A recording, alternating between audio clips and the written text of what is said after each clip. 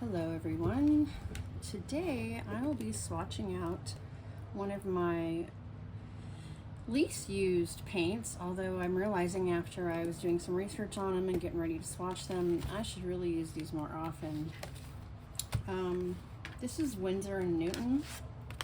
I have 18 or I think 19 colors here, plus 2 that I keep in these larger dishes. I have this little stackable sauce trays that I put colors in here that I can use with larger brushes when I was doing background washes for my gouache paintings and I was taking classes. I just would tone my paper with these watercolors to kill the white of the paper and paint my gouache paintings on top of them. And 2 of my most favorite colors of all time in all of watercolor is Winsor and Newton Brown Matter. It's also a discontinued color. Pigment. It's PR206, and now it is, if you were to buy it under this name, it is PR179, which is Perylene Maroon. Not anywhere close to the original color. A lot of PR206 is being discontinued across the board, so in different brands you can find it under different names, like M-Gram has it as quinacridone rust, I believe. But as you know, between brands, pigments can look different anyway, so this one is just, it's fabulous for portraits. So those are the 2 that I will be, actually this is the other one that I'll be swatching. This is not Permanent Rose. Permanent Rose is in here. But as I go through, I'll explain kind of my method of madness behind how I organize these and why I use them this way. Winsor & Newton is a brand that is very academically recommended. So when you take classes, at least when I took art classes in the early 2000s in college, my professors would always recommend this brand on our supply list. So I never really considered it much of a, very exciting when I was getting back into watercolor, because I'd already heard of it, I'd already used it, and it was the only brand I used, so I really wanted to explore different brands. So when I did revisit this one between 2019 and 2021, I was collecting a lot of colors, paint brands and pigments, and I got really into pigments and wanted to, I was fascinated by the different properties of all the pigments, and every time I would get some from a certain brand, I would try to make sure I wouldn't repeat so many pigments that I had already had in other brands, and with also trying to keep a warm and cool version of different colors in the palette. So it was kind of like my criteria when I was collecting the different paints, so that I could, justify getting all that paint, right? I didn't want to have too many repeat colors. Like, I don't have a whole lot of different ultramarines in different brands, because ultramarine is such a basic, it's like, besides burnt umber, it's like one of the most basic pigments you can get. So it kind of doesn't really matter what brand you get it from. It will have very little variation. So yeah, this is going to be like a super extreme nerd session in pigment education, but also I'm hoping that if you guys ever considered Winsor & Newton to be a really like boring or overly exaggerated brand, or a very expensive brand, that maybe revisiting it with me you can learn some things and see why it is actually a very good brand, very solid, very stable, and they have an extensive range of yellows and reds that I think surpass probably any other brand. My order is very, I probably should have cleaned up this palette to do a swatch session, but these are probably one of the more expensive paints that I bought besides Schminke. So anytime I had paint left over, I wasn't gonna like wipe it off. And my palette is in a very strange order, so usually I'd start with yellows because it keeps the water cleaner as you go, but I have a 3-well water holder here, so I'm going to most likely try to stick with each different well to do the different, you know, colors, like family color, color families, blue, red, yellow. But I will be starting out with a very classic pigment here. This is Mars Black, and it is PBK 11.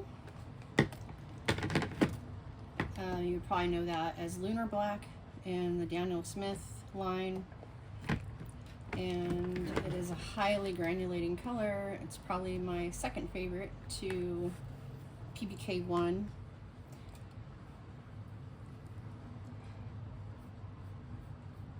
And if I didn't mention it already, this is BAOHUONG watercolor paper. You know, when I bought this block, I thought it was Meeden.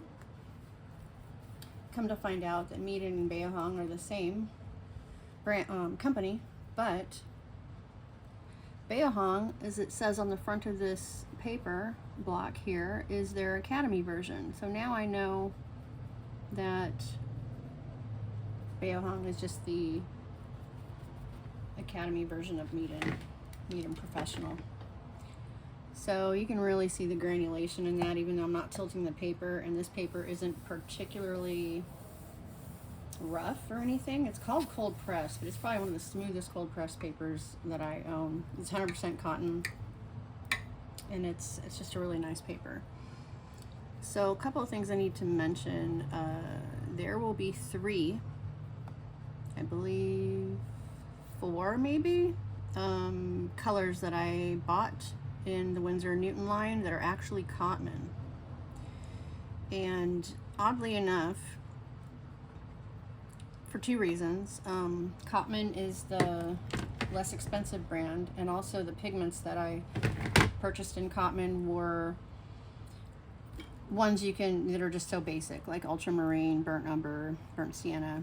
And I actually prefer the COTMAN version of their ultramarine and burnt sienna and yellow ochre, because to me they are more vibrant.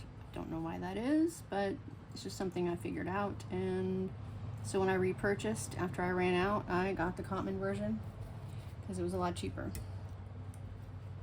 So this is ultramarine, PB29, typical, highly granulating. And as you can see, you know, I'm not tilting this paper at all, but these pigments really show the granulation. I'm gonna blend that one. It's not straight. The next one is green gold. On the Blick website, a lot of their swatches look a lot more deeper than they do in real life, but I was noticing though that when I swatch these, they tend to be a little bit more saturated than some other brands. So this green gold is your typical green gold, PY 129. Very useful color.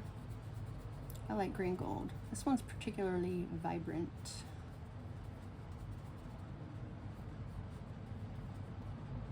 I'm not sure what binder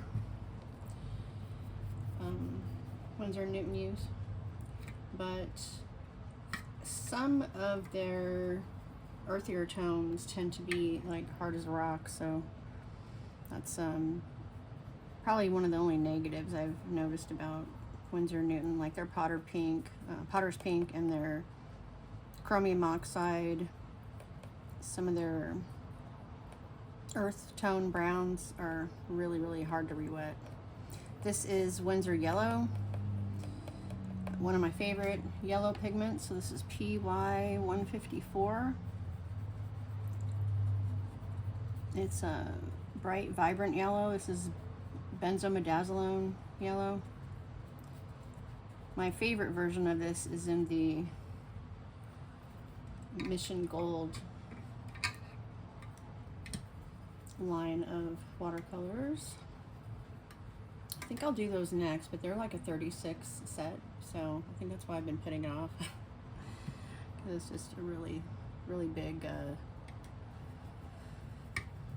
would be like a long video, which, you know, isn't a big deal, but yeah. So this, I gotta look at my notes to see which one this is real quick. I'm gonna lay it down and then we'll, oh no, this is PY 150 transparent yellow, they call it. And most people will know this pigment as nickel azo yellow. I'm going to tilt this paper so I can see where I put that other yellow. Because I don't want to paint over it. There we go. And yeah, I didn't write the names this time.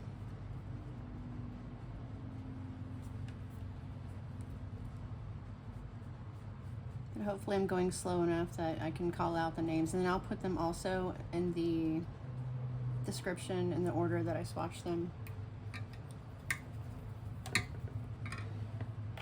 I mean, if you're just watching this for entertainment purposes, that could be a little bit annoying, not seeing the colors underneath them, but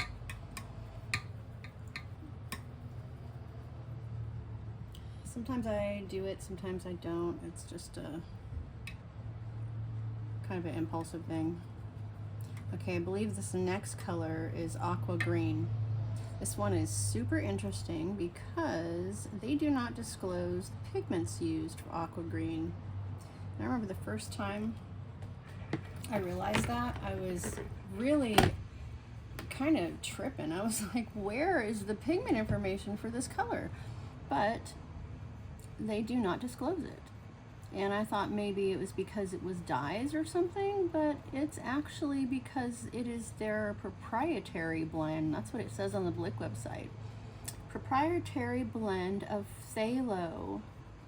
So it's probably like a mixture of phthalo greens and phthalo blue, and they don't want to disclose the ratio because it's, you know, their own mix. And I'm sure if you messed around enough, you could probably get this tone by mixing phthalo blue and phthalo green. But yeah, I guess, you know, their particular brand of it is exclusive to them. So it is one of the nicest, I would call it like a turquoise green. They call it aqua green, but I think it's like the nicest, most prettiest phthalo type color.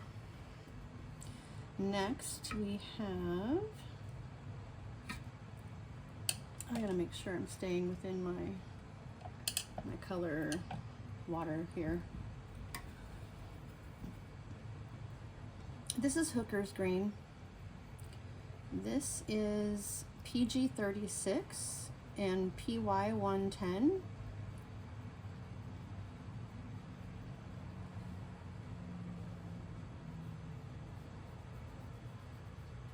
PG36 being your phthalo green yellow shade, and PY110 I think is the Isa, oh gosh, can I remember how to say that word? Isa Lindazzle. No, I can't remember. It's the one that starts with ISA, because there's benzimidazolone yellow and bismuth yellow and the one that starts with a V. Like, there's like so many different types of yellows, and they're particular to the pigments. So, oh wow, you heard that? That sounds like hail. Crazy. Yeah, so this is Hooker's Green, PG36, and PY110.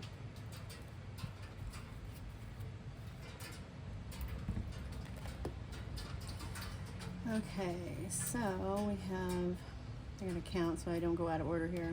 This is the Nickel, Aqua, Hookers, and I believe this is SMALT blue. I'm gonna make sure.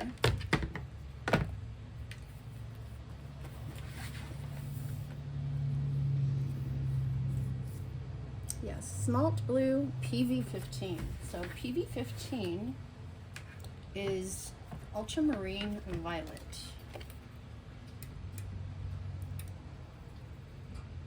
And I was really surprised to find that out, because I guess when I was collecting these, I wasn't quite sure which pigments were what at the time. So ultramarine violet, it granulates. It's called ultramarine violet and mission gold, and I think Daniel Smith has a couple of different versions of PV15. It's a nice color. It's a really, like, even cooler, more purple leaning, obviously, than even ultramarine. Yes, I call purple leaning or red leaning blues cool, because that's what I was taught and that's what seems right to me. So that is SMALT blue, PV15, the ultramarine violet pigment. So SMALT spelled S-M-A-L-T. I don't know exactly what a SMALT is. I think smelting. That's when, like, a metal melting process or something, but I don't know what SMALT blue is. I don't know why I didn't look that up first. So next we have,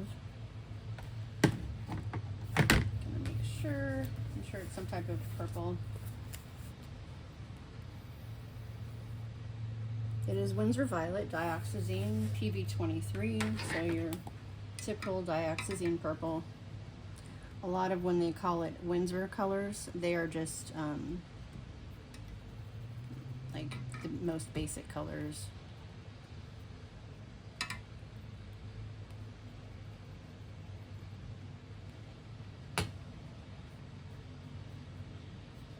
And I kind of like their version because it's not as intense as a lot of other dioxazines. I do like that about it. Wow, stuff acts really interesting on this paper.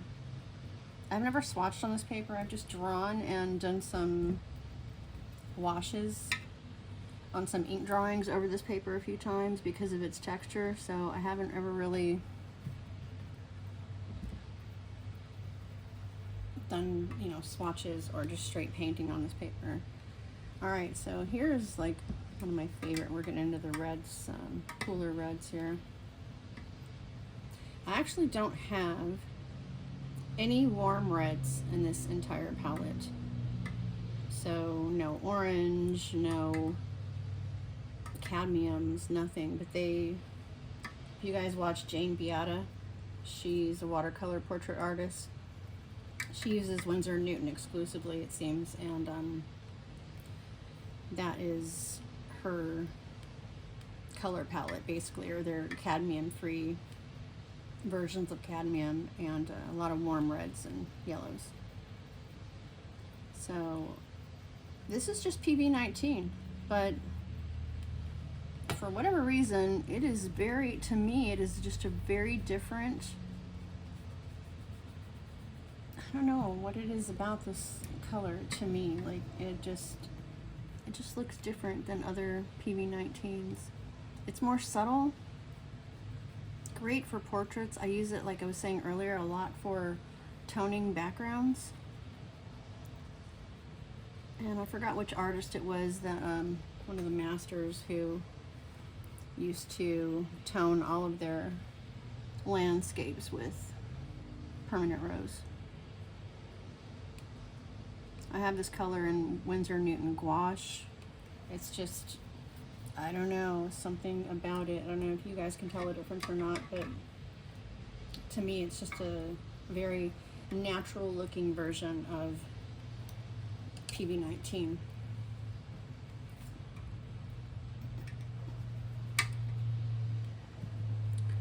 So next we have what they call permanent alizarin crimson. And this is PR 179, which is basically just perylene maroon, and PV19.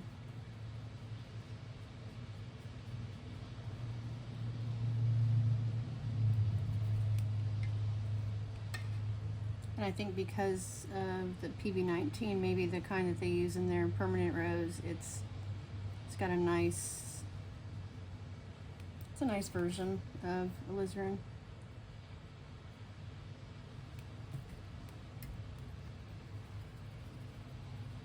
And so next we have perylene maroon. And at the time that I got these, I was not aware that those were the same pigments and that I probably didn't need both. But I was just discovering perylene pigments, and I was filling up this palette, and I thought, you know, I will try the perylene 5 milliliter tubes. As you can see, this one's a lot deeper.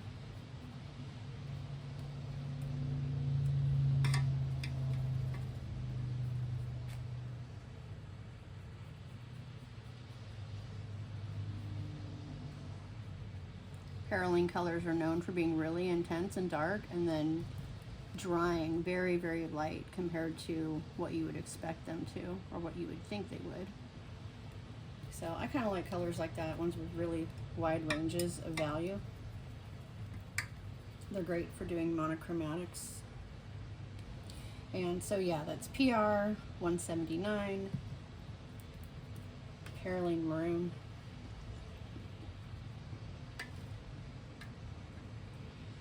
Now, I'm gonna just make sure, always double check your order if you don't skip anything. Perylene maroon, perylene violet, and then after perylene violet we have Naples. Okay.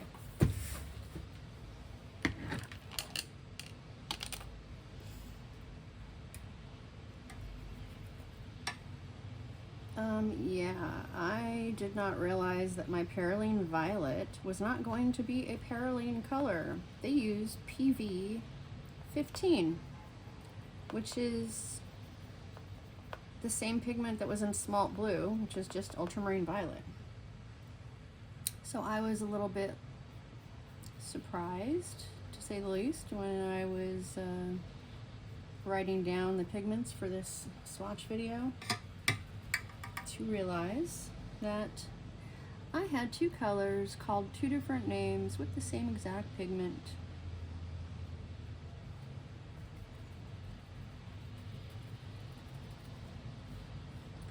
So I believe the SMALT blue is, let's see if this is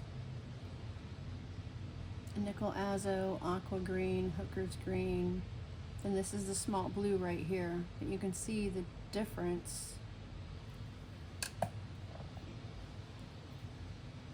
this one is more purple. It's deeper. I mean, we'll see as it dries. Interesting. I always find that interesting that they could use the same pigments and get different colors out of them. All right, so we're going back to our yellow.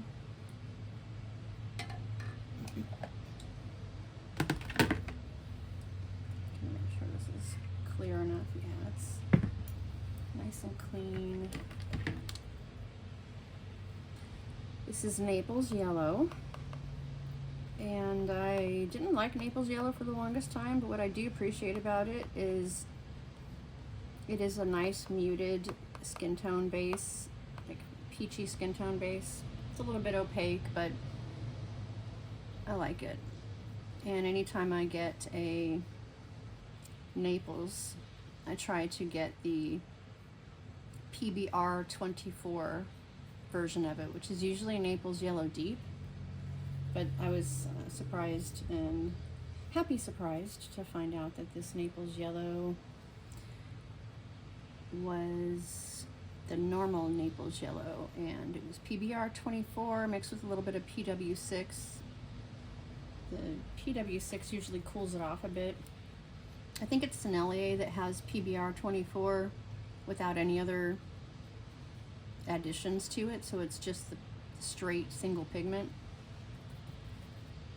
But yeah, you can see how that makes a nice Caucasian skin tone base, or any type of like glowing sunset color.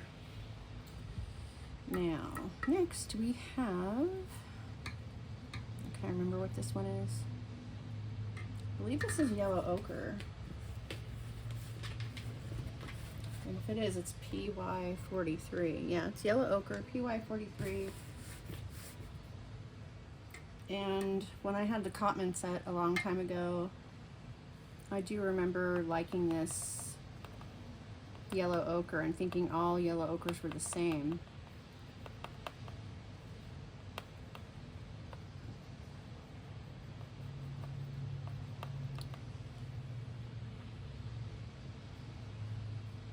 It's just a deeper yellow ochre, kind of like a raw sienna, but not as golden.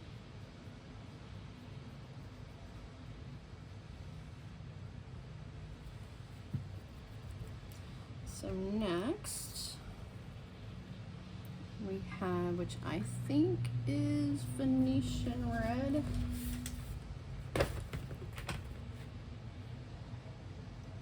Yeah, Venetian red.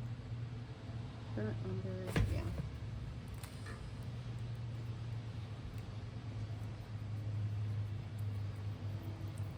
Venetian red. PR 101. Typical Venetian red pigment. Some Venetian reds are a little darker, a little more brown. I like this one. I actually replaced the one that I had that was called Bright Red, which was so faint and very hard to re-wet. And so when I replaced, because I had got it in a 5 milliliter, so when I replaced it, I got the Venetian red because it was a little deeper and a little more rich, which was, you know, easier to re-wet too. Okay. This next one is a COTMAN color because it's burnt umber. And when I had the professional version of the Winsor and Newton burnt umber, I was so disappointed because it didn't, I don't know if I just got a bad one, but you know, the binder was all that came out or something, I don't know, but it was so hard to re-wet and it was so faint. And when I use burnt umber, I want a dark brown. That's what I'm reaching for. So that's why I have it, not to be frustrated in trying to build up the tone. So yeah, this is COTMAN. This is like way better than their professional version of burnt umber. Just a little tip there, like some of their COTMAN colors are just superior, and because they're the same pigment that they would have in their professional line and it's such a basic color, I mean, I don't think there's much difference in quality as far as light fastness. You know, it's PBR 7, so it's going to be light fast regardless. All right, this is burnt sienna and magnesium brown. I was replacing the magnesium brown with burnt sienna because I wasn't too happy about how the magnesium brown performed. And I do really like Winsor and Newton's version of burnt sienna, and this is also COTMAN.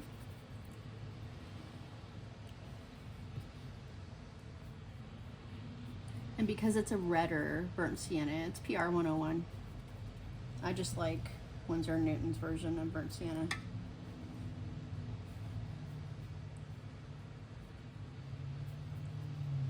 Let's see if I can dig into the magnesium brown, which is on this side, which is underneath it. We'll see if it looks any different. It's harder to re-wet, and I mean, it might not look very much different because I probably covered it up, but we'll see. I'm gonna put it underneath this one. Yeah, you can see it's milkier. This is PY119. The only other color I have in my collection that is the same pigment, actually there's two. I have one in Schminke that is Spinel Brown, and the sepia in My Merry Blue is also the same pigment. Maybe a little bit darker in My Merry Blue, but they're just milky browns. I don't find a whole lot of use for them. I just, you know, I was like, oh, new pigment. Pigment I never heard of, and so that's why I got it. Okay, so, oops, sorry, didn't mean to hit the camera. This is Purple Lake. This is PV19. I saw a YouTuber named Sketchin' Scotty. He uses this in his shadows for portraits a lot. And it's a COTMAN color. I threw it in here next to my other two go-to blues and violets. If I mix all of these together, I get this nice violety blue color.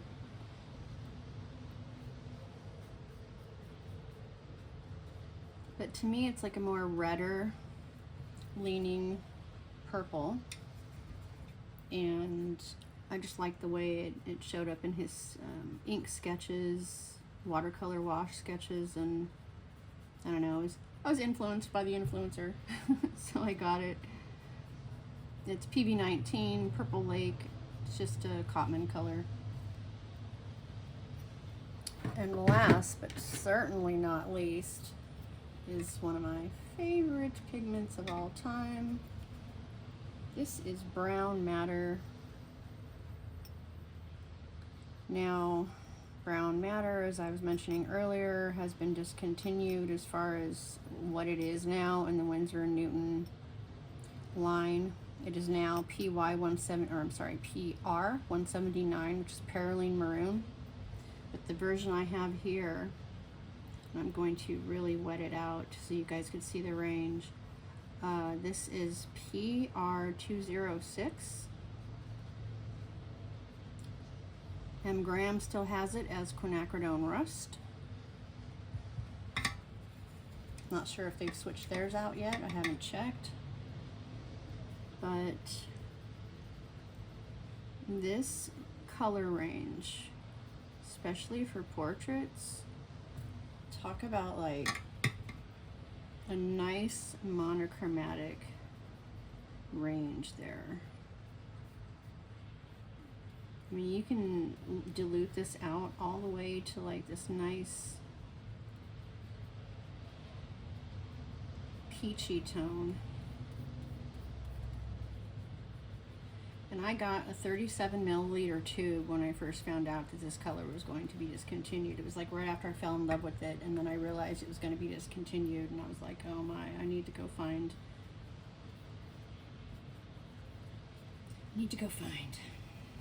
So yeah, I mean, you can just dilute it out forever.